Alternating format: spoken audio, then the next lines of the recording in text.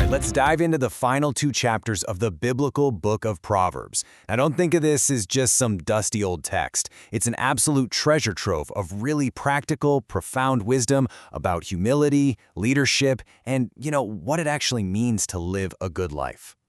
So let's just get right to the big question that these chapters are really wrestling with. It's a huge question, right?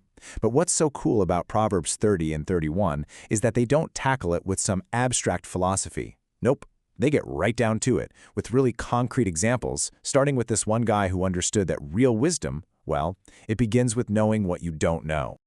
Okay, so let's meet a figure named Agur. Honestly, we don't know a whole lot about him, but his words kick this whole section off with his really powerful lesson: humility. That's the foundation for any true understanding. Now hold on, this isn't Agur just putting himself down. It's an honest-to-goodness, humble self-assessment.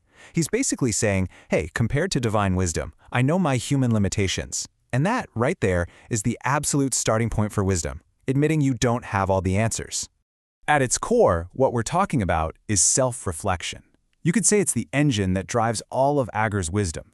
It's all about looking inward, taking an honest inventory, and just being real about where you fall short. And this idea is woven through everything he says, especially in his very famous prayer. And wow, this just perfectly illustrates his self-awareness. Agur asks for moderation. He just wants his daily bread. He totally gets the spiritual dangers that live at both extremes.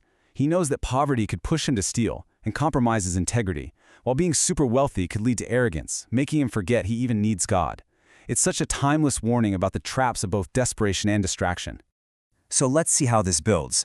After looking inward, the Proverbs turn our attention outward, drawing these incredible lessons from just observing the world, from the chaos of human society all the way to the quiet wisdom you can find in the animal kingdom.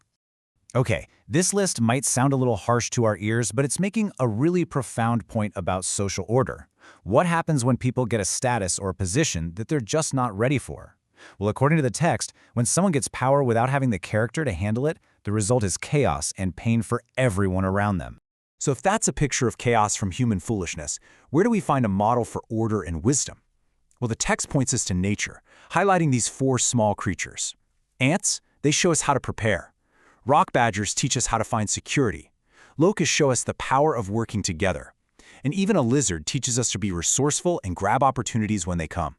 It's just a beautiful reminder that wisdom is literally all around us if we just stop and pay attention.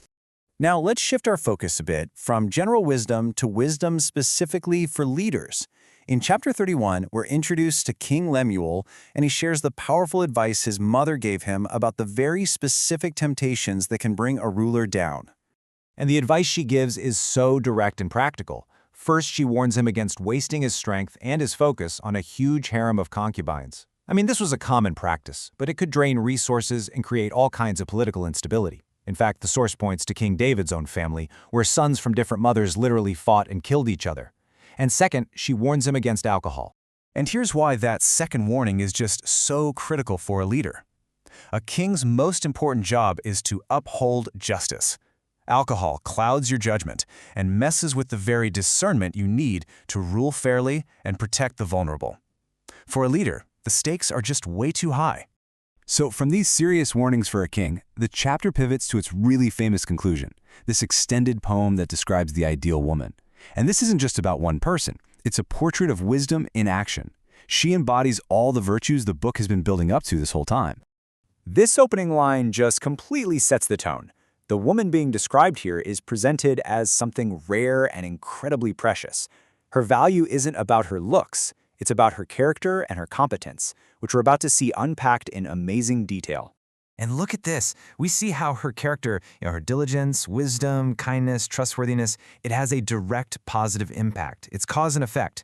Because of who she is, her household thrives, her husband is free to be a respected community leader, and her whole family is blessed. She is a powerful force for good. Now, to keep this from feeling like some impossible, abstract ideal, the source actually connects this portrait to a real biblical figure, Ruth. Think about it. Ruth embodied these exact qualities. She was diligent in the fields, kind to her mother-in-law, and faithful to God. This just goes to show that these virtues can be and have been lived out by real people. So we've seen her actions and we've seen her impact, but what is the source of all this virtue? I mean, where does it all come from? The poem's conclusion brings us right to the absolute core of the matter, the foundation that her entire life is built on. And this right here is the key contrast. The poem basically dismisses external qualities like charm and beauty. It says they're temporary, they're unreliable. Instead, it points to something so much deeper. The one thing that truly lasts, the quality that is actually worthy of praise, is her reverence for God. And this is the main takeaway of the whole thing. All of her amazing diligence, her business sense, her kindness, her strength, it all flows from one single source, her inner motivation. Her character and all her achievements are simply the fruit of her reverence for the Lord.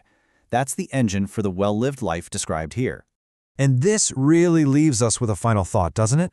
The wisdom of Proverbs points to this inner source of reverence as the true foundation of worth.